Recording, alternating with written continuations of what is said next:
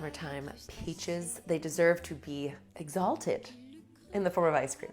We are making a fresh peach ice cream today with a crunchy honeycomb topping. I cannot begin to describe to you how excited I am about this dessert. My great-grandmother, I distinctly remember her having a scoop of fresh peach ice cream back in the day when Breyers would only make it like during the 2 months of the year when you could really get fresh peaches. And I remember her having a scoop of it after lunch, and it was just the most heavenly sweet, soaked through with sunny, sunshine, summery memories. And yeah, we're gonna try to make it today. And even though ice cream is perfect by itself, I feel like we need a little crunch. We need a little texture to go with it. So we are gonna make honeycomb, which, look, it's a great technique to have in your arsenal just to know how to make a little candy. You can dip it in dark chocolate and make beautiful holiday gifts with it. You can press it onto the sides of buttercream and make a gorgeous honeycomb cake with it. It's really textural, it's really beautiful, and most of all, it's really delicious. And we will be crunching it over our ice cream just to finish it off, or pressing it in to create an artful architecture on top. Whatever, we are making a truly capturing the essence of summer dessert right now. So fresh peach ice cream obviously starts with fresh peaches, but you can also do this with nectarines. You could probably do it with plums. I'm gonna go with most stone fruits would work beautifully here. But there is something about a fresh peach that just cannot be beat. So what I'm gonna start with is by first peeling the fruit. We're gonna chop it up just roughly, and then we are going to macerate it in a bit of granulated sugar just to help draw out the moisture and the juiciness of these peaches, which is helpful to us because we want the peach juices in the custard of our ice cream to really scent it through with juicy peach flavor throughout.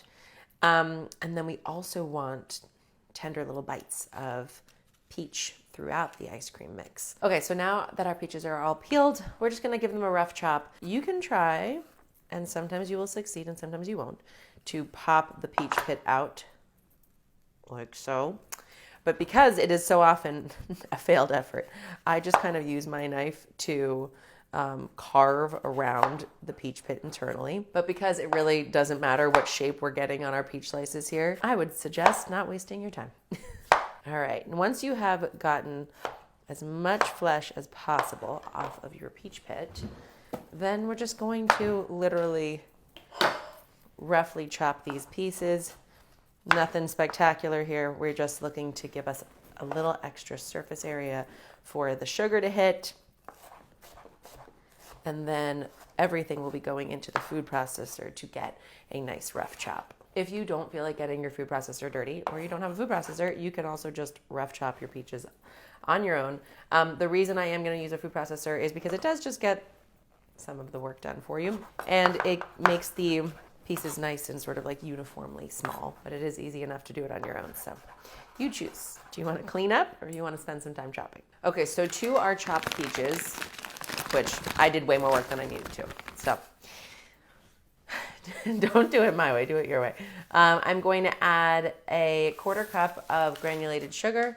And again, that is really just going to help us draw out the moisture from our peaches and start to flavor them and start to extract some of that delicious peach juice and essence, which will flavor our ice cream. And so that every bite gets a bit of peachy goodness. I just kind of squeeze it into the peach just to get a head start going. And then that literally just hangs out for 20 minutes and we'll come back to it. It's good. You know, even the not so ripe peaches have a lot of good peach flavor. Thrilling. Okay, so while our peaches are hanging out, we are going to start to build the custard base of this ice cream. So to guarantee ourselves the richest, creamiest, lightest, smoothest, most delicious ice cream, we do need to do a little cooking first. We are going to make something called a crème anglaise, which is a lightly thickened egg and milk and sugar mixture scented with the flavoring of the ice cream you're making, in our case, a beautiful sweet summer peach, that you then let hang out in the fridge for like 6-7 hours, because one of the critical pieces of making beautifully smooth, wonderful ice cream at home is actually to make sure that once you go to make it in your ice cream maker, everything is really cold, because the faster it can freeze, the less likely it will be to form any ice crystals, and that will give you the smoothest, most beautiful result. This cooking method also traps some air and emulsifies fat and sugar together in a beautiful way that really does guarantee you the best possible result, so highly recommend. The first thing we're gonna need is a saucepan. to which we will add 2.5 cups of heavy cream and 1.5 cups of whole milk. Together as one. And obviously ice cream needs some sweetening, so we are going to add another 1/4 cup of sugar. But I also wanted this to have a bit of honey essence to it. I do feel like the honeycomb is going to bring that in a beautiful way, but having honey scenting throughout the ice cream itself will be beautiful and just has some nuance as a flavoring agent for our delicious custard base. So I will do another 1/4 cup of honey here. Beautiful. Look at you. Yum. And I'm also going to add a little pinch of salt to this mix. I mean, really just a pinch. Because one thing that's kind of funny about frozen anything or really cold anything is that your tongue can't totally taste everything as well. So you have to really heighten the flavors in order to have the frozen treat have as much flavor as it would if it were served room temperature or even warm. So a little salt helps to make sure that it's balanced and the sweetness pops and the ice cream is delicious. I'm going to put this over a medium flame. Almost medium low flame. And one thing we want to keep in mind because we are cooking this dairy is we actually are not looking to scald the milk. We don't want any film to form on top. We don't want any bubbles to happen where it's like boiling or anything like that. We are literally just having this warm and come up to heat. I am going to give it just a quick stir to make sure that the honey and the sugar at the base are dissolving into our dairy and aren't going to burn. But really, it's mainly just to let it heat. Not too fast, and don't let it boil, and we'll come back to it. So while our milk mixture is heating up, I'm going to do something that's going to help give us the lightest, creamiest, decadent, beautiful ice cream mix that we want, which is going to be to whip sugar into egg yolks. And this is going to basically trap air in between the fat so that you get a really light but very, creamy, smooth, delicious, decadent experience. It's a method called blanchir. So tuck that in your pocket. You are going to need 5 egg yolks and save the egg whites for a lovely omelet or meringue experience. I find it really is much faster than any other separation method just to get your hands dirty and do it this way. So I'm going to do it like this. And if you kind of just let it run through your fingers, the white separates really easily all on its own. And you are left with a beautiful egg yolk.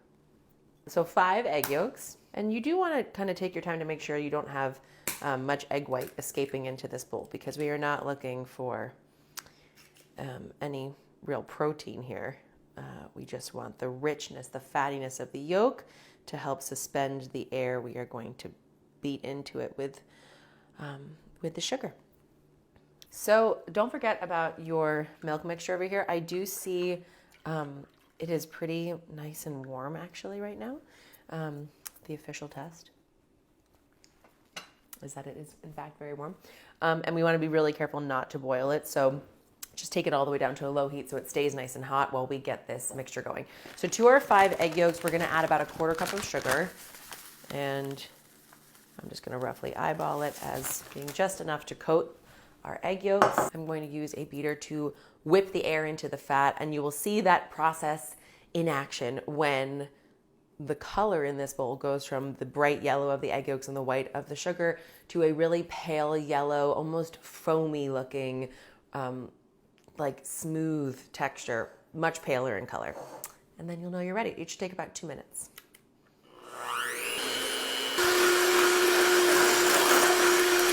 And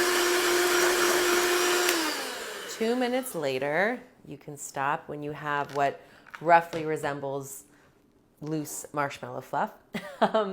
And now begins the process of tempering our now very hot but not scalded milk and cream into our egg mix. So grab your spatula, and I just do give this a very quick scrape down of the bowl to make sure that no egg or sugar is left behind, but you can see how glossy and thick and yeah, very marshmallowy this has become. So come over here and grab your now warm milk mixture, and we are going to temper it into the eggs, which means not adding it all at once, which would potentially risk cooking our eggs We are not looking for a scrambled egg situation here.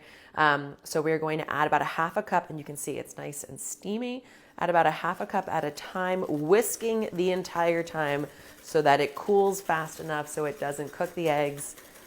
And then once this egg mixture is close enough to the temperature of the milk in the pan, we will add it back to the pan and cook it just a little bit more until it's lovely and thickened up. I'm just feeling the outside of the bowl to see how warm this mixture has gotten. Nice and warm. Okay, adding the egg mix back into the pan with the warm dairy and sugar and honey. And we are going to put it back over the stove and cook it another couple minutes until it is gently thickened over a medium-low heat. At this point, because we now have eggs and dairy in here, we don't want to boil at all. We don't want to scald this mixture. So we are going to keep continually whisking, not anything wild, just a bit, so that nothing is sticking to the bottom of the pan, potentially cooking or solidifying. Although, here's a good hack. Were you, say, to get distracted and accidentally walk away and found that there were little pieces that had cooked at the bottom of this pan, you can just strain it through a fine mesh sieve and take away any of those small pieces and move along with your life. Okay, so after 3 to 4 minutes or so, you will see it is getting lovely and just gently thickened up. We're not looking for like a pudding situation. I'm just going to test the temp here. We're looking for between 170 and 175, and we are at 164. So keep stirring. And then to test if you are thickened up enough, if it has enough structure as the base of our ice cream, we're going to take a spoon and dip it into the sauce. And then you basically want to see if it holds its shape when I put my finger down through the mix. This is called nappe. You can see that the sauce remains separated. It didn't, drift back together. And that is a good indication we are in a good place. We can check the temperature just in case, because I have my little wand here. A digital thermometer is perfect too. All right, fabulous. We are in good shape. Give this a quick stir just to make sure nothing is sticking at the bottom. And we will quickly get together our flavoring elements, which is going to be the seeds from a vanilla bean, some vanilla extract, and then of course the sauce from our peaches. Let's actually get the peach going first so it has time to give us some of its lovely liquid. And again, if you'd roughly chopped this pretty uniformly, you can totally skip this step. But and you can actually see how much liquid is already coming out just from having had that moment to bathe in the sugar. That's a good sign. We like that. And we're just going to give this a couple quick pulses just to your desired peach consistency for your eventual ice cream, because remember, we are going to be putting the peaches back into the custard so that it has that great peach flavor coming throughout. Get yourself a bowl and pour the peach mixture into this fine mesh sieve, and we are just going to let it sit here and extract some of its juice. You can see the lovely peach syrup coming out below. I'm just helping it along here with a little press action, but it will continue to have gravity work to our benefit while we get the vanilla bean prepped. We are going to put some vanilla extract in as well, but I do think that creme anglaise really needs the little brown flecks of a vanilla bean to provide the full flavor, that full, rich, wonderful vanilla flavor. So in order to get the little seeds out of this vanilla bean pod, I am just using my knife to slit down the center to basically make 2 halves of this vanilla bean. And then you kind of open each half up and use the back of your knife to scrape the vanilla seeds right out, which is a beautiful black paste like so. That is going to go right into our custard base. It looks like that. If you want to, you can use this sort of vanilla bean husk to scent sugar, to scent vanilla vodka, but I actually let it hang out in the custard for the 6 hours or overnight that the custard hangs out in the fridge to get nice and cold, just to bring in whatever additional vanilla essence it can muster. Our sauce is lovely and beginning to cool ever so slightly, which we like. Go ahead and whisk it periodically just to help that process along. I'm gonna add in our vanilla bean paste and a splash of vanilla bean extract as well, just because why not? Whisk that together. We are gonna add in our lovely peach syrup. And again, that will help us make sure that every bite is scented with juicy summer peach. And at this point, if you wanted to add cardamom or cinnamon even, zest of any kind, this is your moment. The final thing I'm gonna add is just a squeeze more honey, just to complete that flavor profile. And now that this mixture is just about warm, it's cooled a little bit, I'm going to pour it into a heat-safe container and let it hang out in the fridge about 6 hours to get fully cold so that it freezes fast, and we are left with delightfully smooth and creamy homemade ice cream.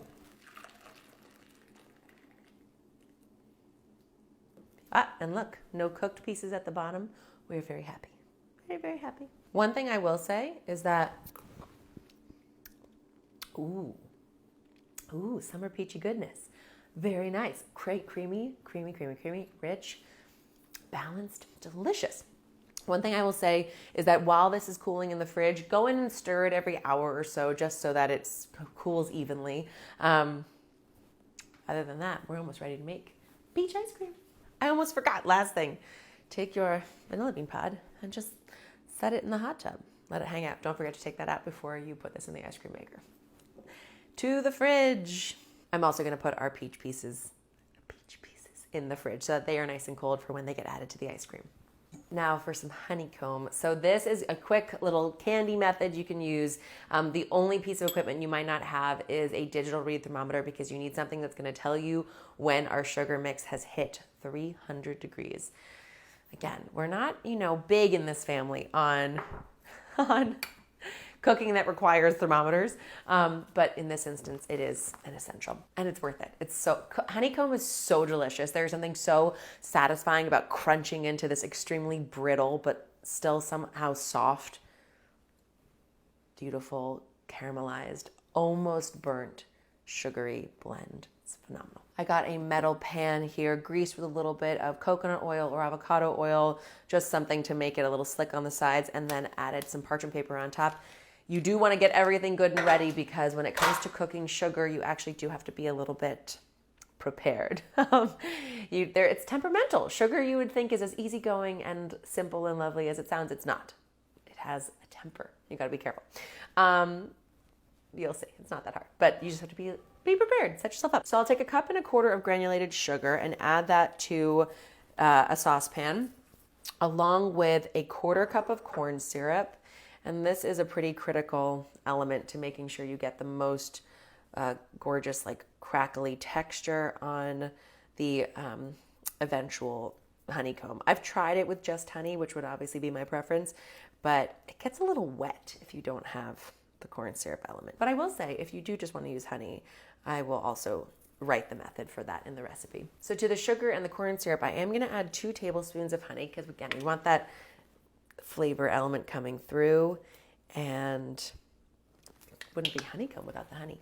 A tiny pinch of salt, not critical, but I like it, just a little. And then we need 1/3 cup of water, pour that over top, and we're gonna get this going over a medium heat, 6 to 10 minutes. Okay, stir it once at the very beginning, just to make sure everything is smooth and incorporated. And from this point on, you're just gonna swirl it every so often, and that's really helpful to scooping up any little sugar crystals that might be creeping their way up along the surface of the pan on the inside. Heating evenly gets you the best texture. So no more stirring, just swirling.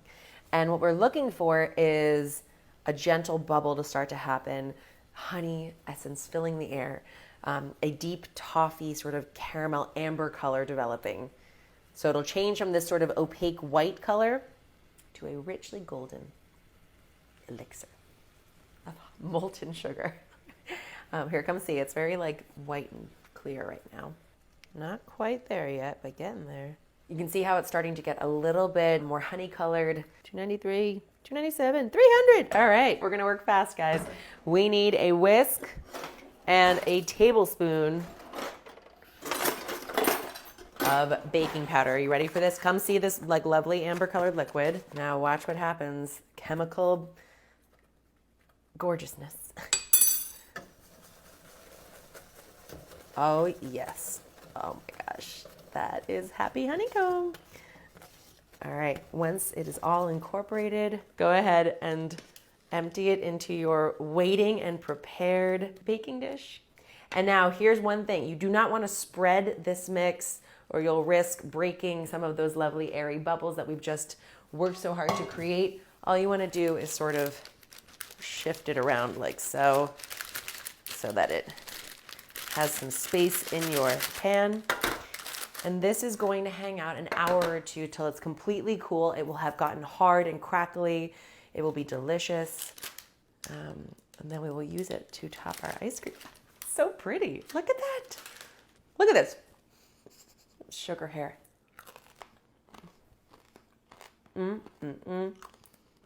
It tastes so much like honey. Has incredible texture. As it's cooling, even though I added that little bit of salt into the sugar mix, I do like to hit it with just a little sprinkle of some flaky sea salt. One thing I did not mention is that a full 24 hours in advance, you do want to tuck the bowl of your ice cream maker into the freezer. It gets it nice and cold. Again, everything is about making this ice cream freeze as fast as possible. So our custard is cold, any mix-ins are cold, and the bowl of our ice cream maker is cold. So let me grab that. The bowl is frosty. Get our custard out, which has been sitting and cooling for 6 hours and is lovely and slightly thickened like so. Don't forget to discard your vanilla beans. Let's carefully scoop this into the bowl of our ice cream maker. And now it is as simple as adding our blade fitted into the canister and our top right on top, lock it into place. And that is it. Come and see how beautiful and thick and rich and gorgeous our ice cream is looking. I have these now cold chopped peaches that I am going to just allow to fold into, oh, this is very gratifying. Just allow to fold into our mix. And now we'll just let it run 5 minutes more with those peaches included. Everything will get distributed. It will be nice and cold. And then we'll pop it in the freezer to set up, break some honeycomb apart, and dine on fresh peach ice cream. Okay, we let this run a few minutes longer with the peaches inside. And now you just want to pour it into a loaf tin or cake pan that you have. I happen to have this little ice cream canister situation. And we will let it continue to freeze up in the freezer until it is perfectly ice cream textured. The peaches made it a little bit softer than it was before, but you'll see it'll set up in the next couple of hours in the freezer and be gorgeous and delicious. Perfect. Yum. If you're doing this in a loaf pan, just cover it with some plastic wrap and back to the freezer for another couple of hours. Let's go. Let's break into this honeycomb, shall we? So it hardened up over the last couple of hours. You can see it's really hard. And then you break it like this. Once broken into, you can see the incredible, it's like lava. That like lava rock with all those lovely crumbly holes trapped by our baking soda reaction. Oh. Guys, honeycomb? Who needs other candy? This is perfect. It literally melts in your mouth. It has such a complex, almost burnt sugar, sort of honeyish flavor. Just wait until you are crumbling this over your perfect peach ice cream. But if you skip peach ice cream and make just honeycomb, also winning. Okay, so our peach ice cream has been hanging out in the freezer. It's probably been in there like 3 hours. In a perfect world, it'd be there a few more hours, but I gotta go. So we're gonna test it now. It may be a little bit more like soft serve, but the longer you let it sit, it will harden, it will get glorious. You may actually need to thaw it for like a minute or two before you try to scoop it if you really give it the full 6 hours overnight or longer time in the freezer. But let's break into it. Let's see what's going on. Looks promising. Ooh, looks nice. What's on the lid?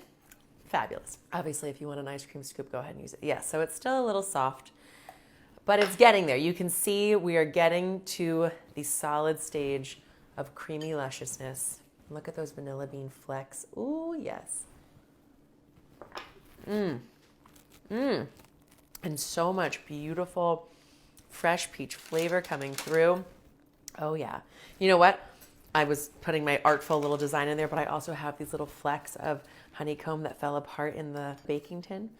And you just crumble those on top. And there we have honeycomb topped fresh peach ice cream. Talk about a play of textures that we are going to enjoy.